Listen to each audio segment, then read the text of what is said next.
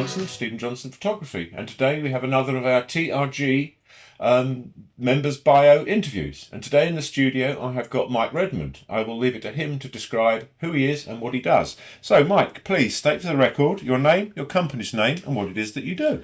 Name's Mike Redmond. The company is called Redmond and Associates, and I'm a chartered building surveyor.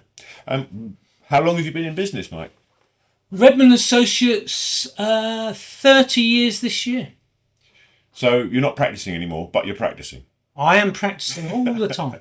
Absolutely. What got you into this business in the first place? At school, I liked technical drawing.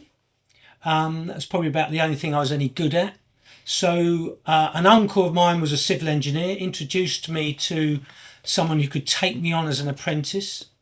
I went for an interview in Victoria. They were offering £20 a week. My mum wanted £10 a week housekeeping, and the train fare was £10 a week. So I figured that probably wasn't the right way. So I spoke to my uncle, who said I needed to go to tech college, get some qualifications and get higher up on the ladder, and hence I then got into building surveying. Excellent. I know quite intimately what you do because we work together quite often on Indeed. Various projects. But what do you feel is your USP? Well, I've been chartered since 1985, and in that time I've worked on a whole host of buildings, whether it be residential, commercial. I've dealt with large warehouses, I've dealt with schools, I've dealt with listed buildings, barn conversions, oast houses, architect designed houses. Churches as well. I've done a lot of school service, a lot of planned maintenance work for the MOD. So I've got a vast experience of different property types.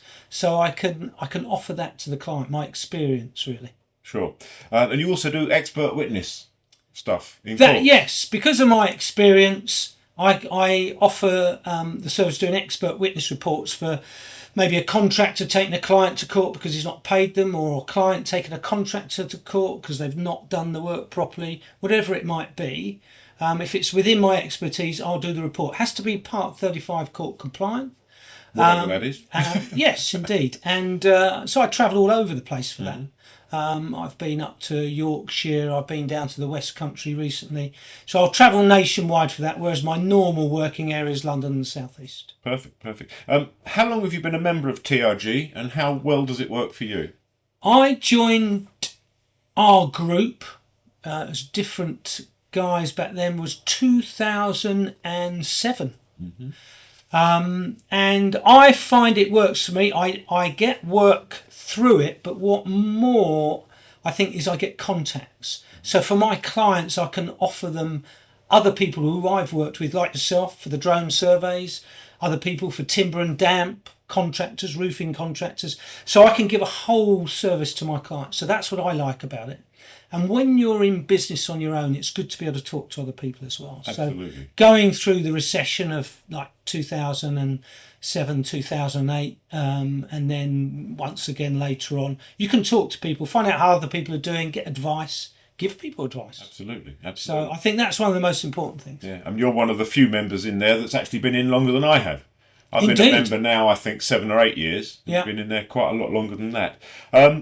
What is your perfect customer, if there is such a thing?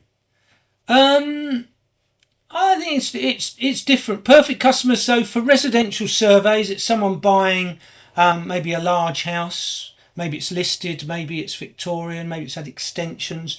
So they need someone who's experienced at looking at that type of property, who can do a thorough building survey and give them advice before they purchase. And is fully insured to do so. And yes, I have PI insurance. But the thing that I'd say is that they can use my report to renegotiate on the purchase price. So at the very least, they'll be able to get my feedback, because I'll find things that they can't see with the naked eye. Everyone can walk around the house, say the kitchen looks nice, etc. But they know there's structural movement, dry rot, wet rot, woodworm, rising damp, penetrating damp. Is the roof at the end of its economic life? I can give that information. They can then go back to the vendor and they can renegotiate the purchase price. Certainly, thank you. Your business obviously covers a broad range of services, but what is your favourite, personally, your favourite kind of work?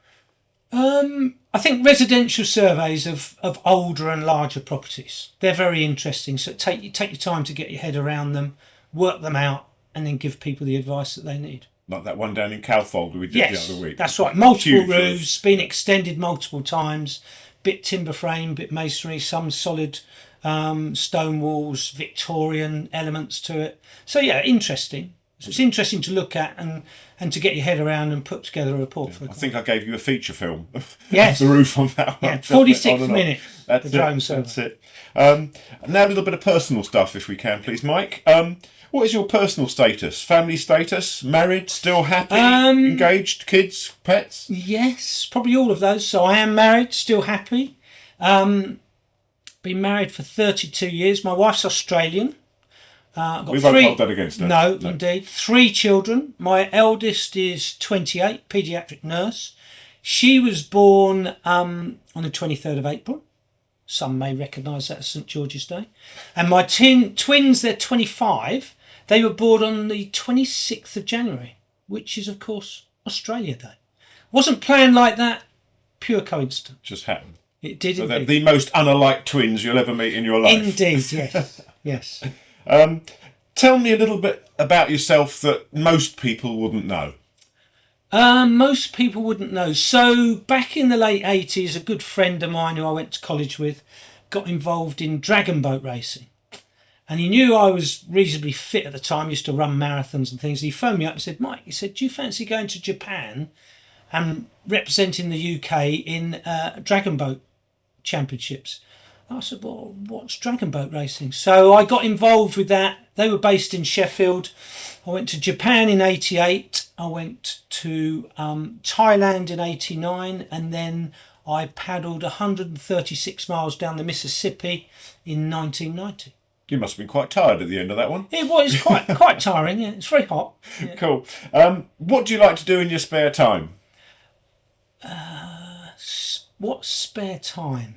That's a good one. I know what you do in What your I'd spare time. like to do is work on my MG, but I don't often get time. MG? Singular? I've only got one that I want to work on at the moment. Yes, but no, I don't get time for that. So I still work on my house. It's a self-build. It'll be a project until the day I die. So there's always something to do there. And when I'm not doing that, I'm doing the car or walking. I like going for walks. My wife and I, we walk quite a lot. Plan to do Hadrian's Wall. It was last year. Hope to do it this year. Yes, your wife doesn't believe in going out for a short stroll, does she? No. We're talking about miles and miles miles and miles. And Yes. even some more miles on top of Oh, that. indeed. Okay, Michael, why should someone out there hire you? I think because they get to deal with me. I don't have any assistants. I use outside consultants where I need to, such as you for the drone surveys, a structural engineer.